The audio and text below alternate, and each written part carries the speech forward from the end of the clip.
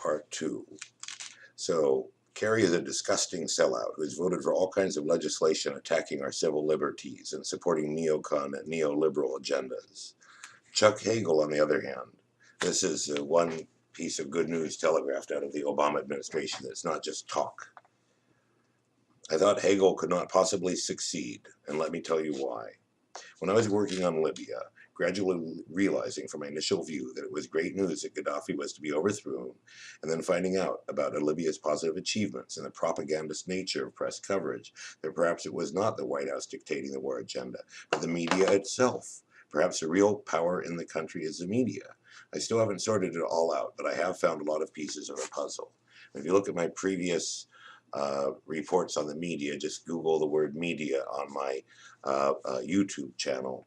I go into great detail about analyzing the ownership of the media.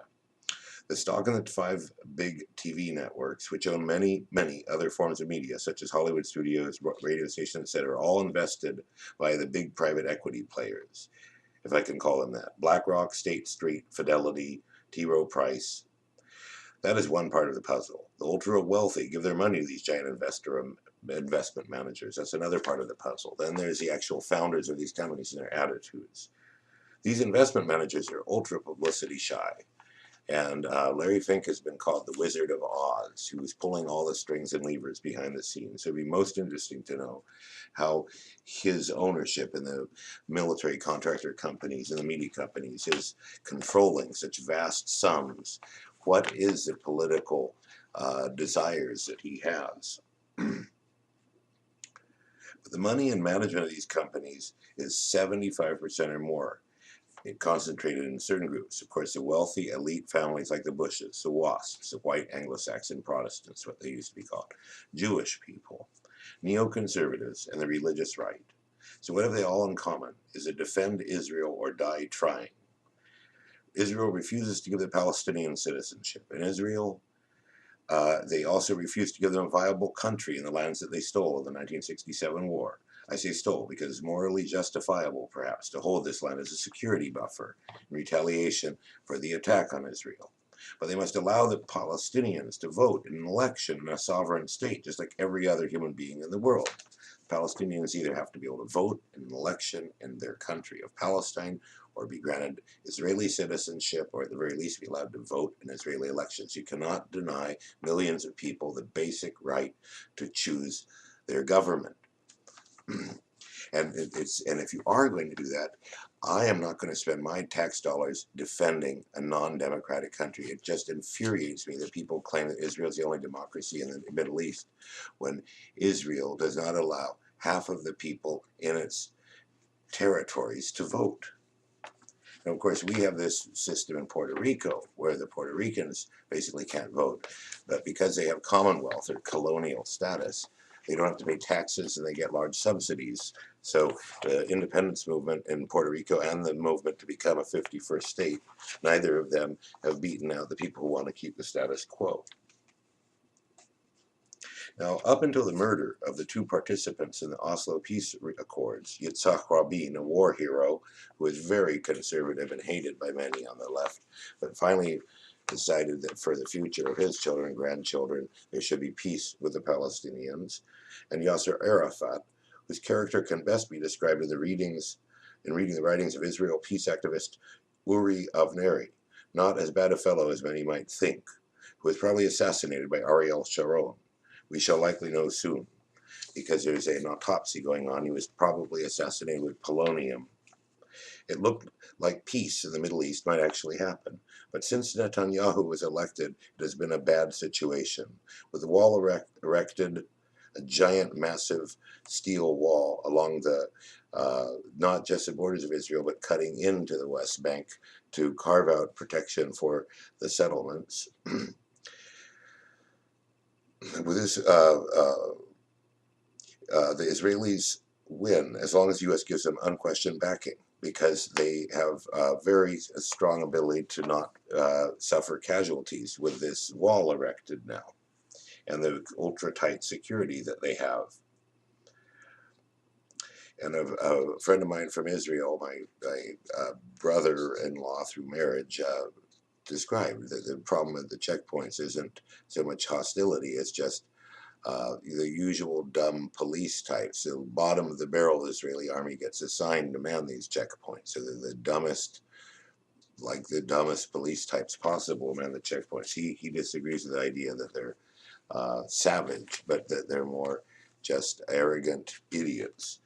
And he described how they scanned his dictionary 10 times with their scanner and didn't even notice he had a Quran with him, which was a funny story. Now, this policy is incredibly short-sighted, this Israeli right-wing policy, because a fury is building in the hearts of many people, particularly Arabs and Muslims, but many, many people in the world, in the dehumanization of Palestinians by Israel. And to me, the fundamental issue is that they should have the right to vote. They have less rights than blacks in the North before the Civil War here in the United States. And in the meantime, what has happened to the progressives in Israel, willing to give the Palestinians pieces of Jordan and Egypt that Israel occupies, which would be the future Palestinian state. What has happened to these progressives? One factor is that Israel has absorbed some less educated, more racist citizens from the former Soviet Union. People who my Israeli friends tell me think of Arabs as animals. Of course, this is a gross oversimplification, but Labor Party in Israel, which used to win elections, is now down to 17% in the last election.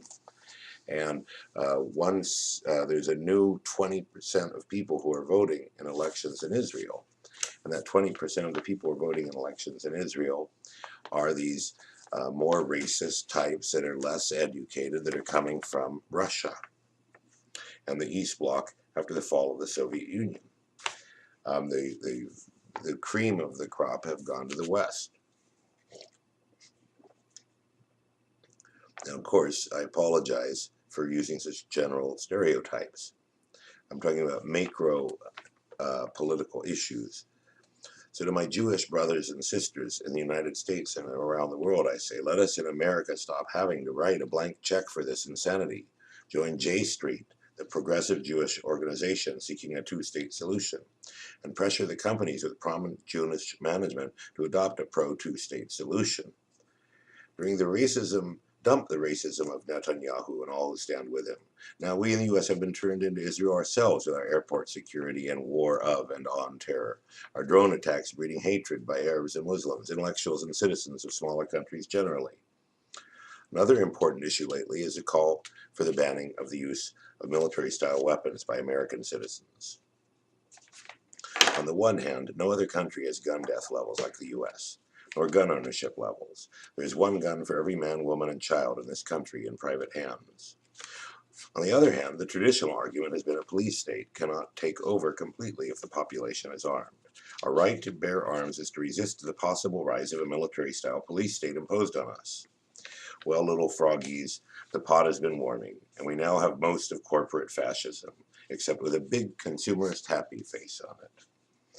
It will turn to a snarl soon enough, though, if you try to put the people in power who benefit out of power. Just witness the brutality against protesters of many kinds, from the Occupy movement to the protests against the International Monetary Fund and the World Bank. And now a law has been passed this last year making certain forms of protest illegal, and was voted on nearly unanimously, and had the oddest Orwellian name of something like a National Buildings Register Maintenance Bill. But it says if you get near a Secret Service person or a congressperson, you're committing a crime, or if you even have been to a place they're going to visit. And I will post that in the footnotes. So I take the concern that disarming of the population is not all upside. I take that concern seriously. Our nation, since its dropping of the bomb on Hiroshima and Nagasaki, has become an ultra-violent nation. We have been the primary aggressor and intervener around the world. We have interfered in the affairs of dozens, if not 100, developing countries, fueling insurgencies by arming one or the other side, deposing left-wing elected presidents and installing right-wing military rule. Libya could even be seen as an aspect of this, deposing a leftist government and installing a rightist government. So I say we have an ultra-violent government. Our military, our prisons, our unnecessary infliction of poverty on our population are all forms of state violence. So the second aspect of the violence of our society is a celebration of this fascism by Hollywood, which is exacerbated by the WASP neocon pro-Israel, even when Israel is doing things that damage U.S. interests, such as screwing over the Palestinians massively, making Arabs hate us even more than when we are drone attacking and funding their despots and invading their countries' coalition. Hollywood this year produced two movies, Zero Dark 30 and Argo. Both of them are advertisements for the Central Intelligence Agency. The CIA is not a good force in America. Two major movies advertising for it in 1 year is disturbing. What is also disturbing is that Zero Dark 30 implies torture is effective when it probably isn't. This brings me to a funny story. There's a book that was Terry Gross on Fresh Air on NPR interviewed the author of called God's Jury, the Inquisition and the Making of the Modern World. In the 1500s, the Spanish Inquisition only allowed one torture session per subject, although they had some ways of getting around that by considering it paused from day to day rather than a second session. And they only used three techniques. The rack, which is where you're tied to a table and your legs and arms are pulled apart with pulleys, and then a rope where you're tied with your hands behind your back and lifted up into the air, and then the rope is given some slack and you're dropped, and then finally waterboarding. The Spanish Inquisition knew quite well that waterboarding was torture, but apparently not the Bush administration.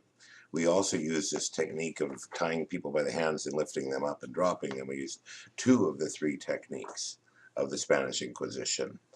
And we didn't only conduct one session per inquisitee.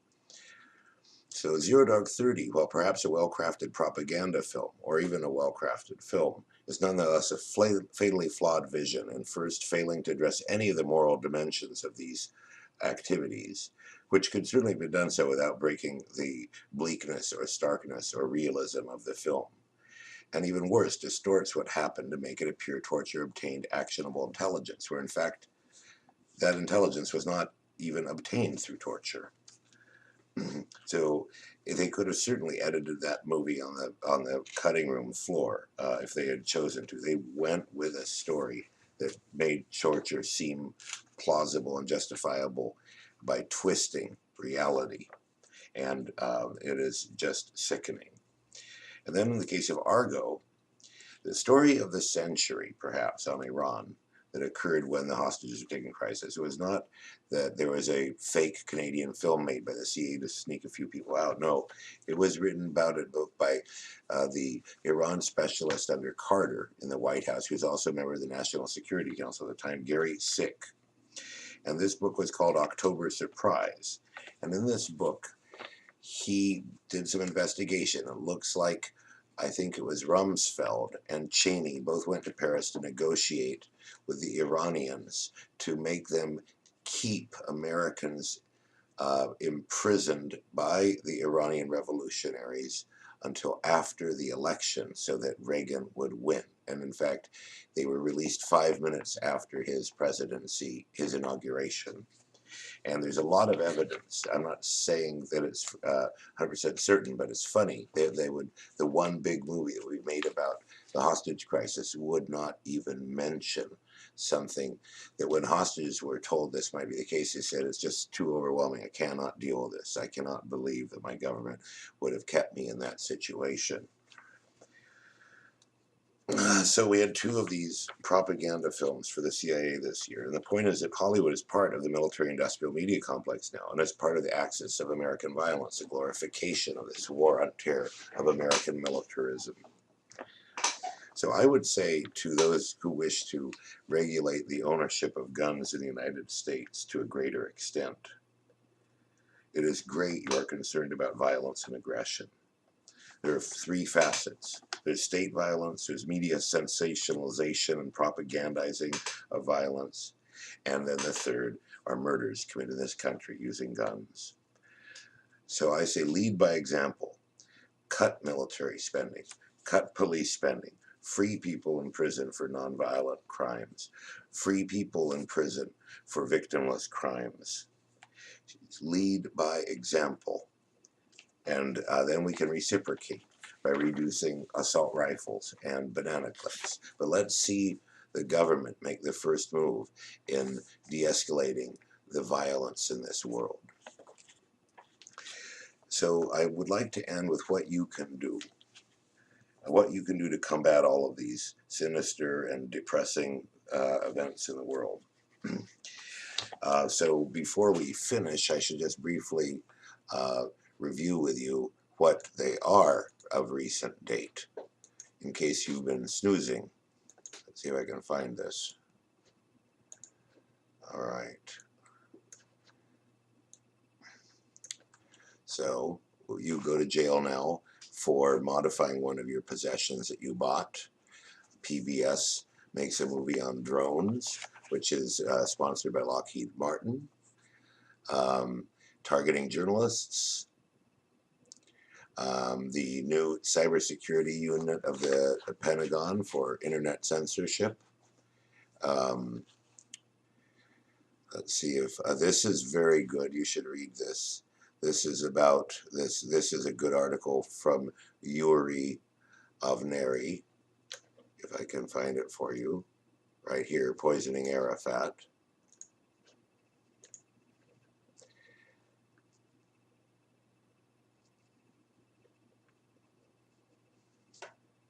The LAPD has devices that can capture your cell phone's transmissions to track you, fake cell stations that are in a briefcase, basically. Here's a fellow who's concerned about internet censorship and has a very interesting story where he wants to encrypt half of the internet so that you aren't specifically called out if you are encrypting things, because right now if you encrypt things, the government thinks you have something to hide, but if everybody was doing it, then they would lose that. This is a very interesting article about the US-Qatar alliance. And hopefully you could Google these things. I'll try to post them all. So we'll just stop there. I'll try to post as many of these links as possible. So what can you do about it all?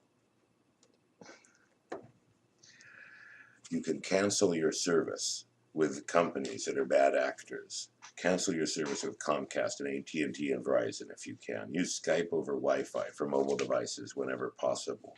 Don't buy from companies affiliated with the military-industrial complex. Don't vote for the Democratic or Republican parties unless your vote is in a swing state that can actually affect the outcome of an election. Vote against incumbents. Vote for middle-class people, not the well-connected, whenever possible. Buy food from farmers. Don't go to large corporate stores. Install solar and wind and grow food in your own garden. Sabotage the large corporate economy by boycotting it. Of course, buy the things that you need, but think about it. Don't pay taxes to government sectors that spend them on incarceration and spying and warfare. Instead, donate your money to good causes to reduce your taxes. Work less to reduce your taxes. Let the ultra-wealthy pay for their own wars and propaganda at the least, and not force you to pay for them. And I think that concludes tonight's broadcast. Thank you, good night, and good luck.